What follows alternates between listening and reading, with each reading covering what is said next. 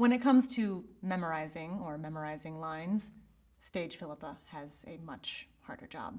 Am I right? If you forget your line on stage, as I have many times, the show must go on. Did you know that there are some differences between performing on stage and recording in a booth? I'm Phillipa Soo. You may have seen me on Broadway. Perhaps you've heard of a little musical called Hamilton. And I also do a ton of voice acting, like in the new Audible Original The Comeback. Today, I'm going to share the main differences I experience between performing and singing on stage versus in a recording booth. Part 1, the warm-up. How I like to prepare for a stage performance is to warm up my body, maybe do a little bit of yoga, a little bit of stretching, and then warm up my voice. Similarly, when I'm in the booth, I like to start with some articulation exercises too. Lip trills, la-la-gaga, la-la-gaga. Do a couple of scales, a couple of runs, just to make sure that everything is warm and ready to go. When I'm recording in a booth, the only other thing I do to prepare is read what I'm about to say and make sure I can pronounce all the words, especially if they're in Korean. 괜찮아요? 감사합니다. 엄마, I told you when I left your house that we have food. If I didn't have time to warm up, my performance would probably be remotely the same. Mostly it's a mental game to make sure that I don't freak myself out. Next, costumes, outfits, ensemble, wardrobe, dress. An actor's costume is an integral part in terms of getting into character and getting you into the world of the play. In the booth, it's very different. I will wear pajamas, if I can get away with it. Up next, sustenance.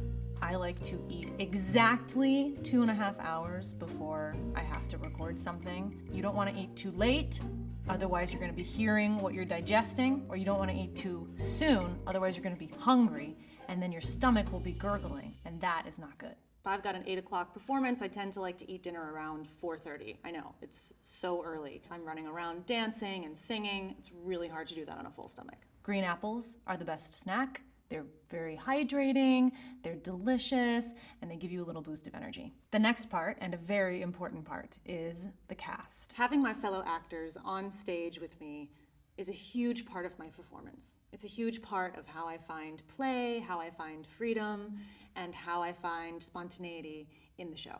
In the booth, it's totally different. You're pretty much recording by yourself, which can be a bit lonely, but I think it's a great way to exercise my own imagination. In The Comeback, not only am I playing the main character of the story, but I'm playing all the other characters. So, you know, it's just me and all my friends, my other versions of me. Next up, movement. The process of building a musical or a play is usually about 4 to 6 weeks, where you're working out choreography, you're blocking the show, and putting it all together. In the booth, you're not really moving around a whole lot, but it's very important for me to make sure that I'm sitting up straight, that I have access to my body and my diaphragm, to make sure that I'm really producing enough sound, and also make sure that I'm comfortable, because I'm sitting there for hours recording. One show that I worked on, which was very challenging in terms of the movement of the piece, was a musical called Amelie. I was basically on stage for 90 minutes straight. So really it was just about having the stamina, having the skill to keep myself going, make sure that I was, safe and not putting myself at risk. Some people might assume that moving around on stage might make performing more difficult, but I find it to be very freeing. The next part, repetition. Repetition, repetition, repetition, repetition.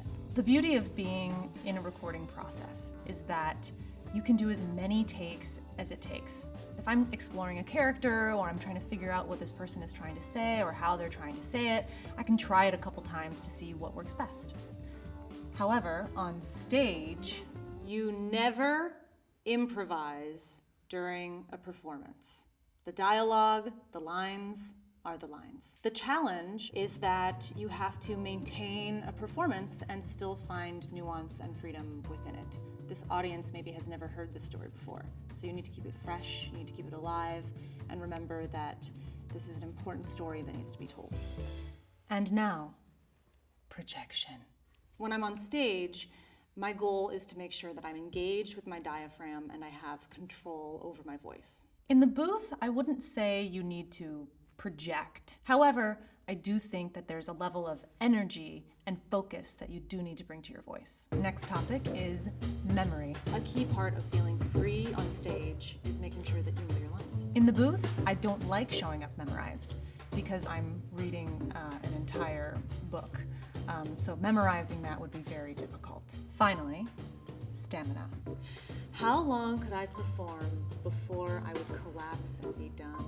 I could probably record for about an hour straight before I need a break. I suppose it would be until I got hungry or tired or had to go to the bathroom. But even then, I've done that, so I don't know. I don't know, what? Like, how do I answer that? Hours? Thanks for watching. Make sure to listen to The Comeback, only from Audible. Subscribe to Audible's YouTube channel for more behind-the-scenes videos about the making of amazing audio titles.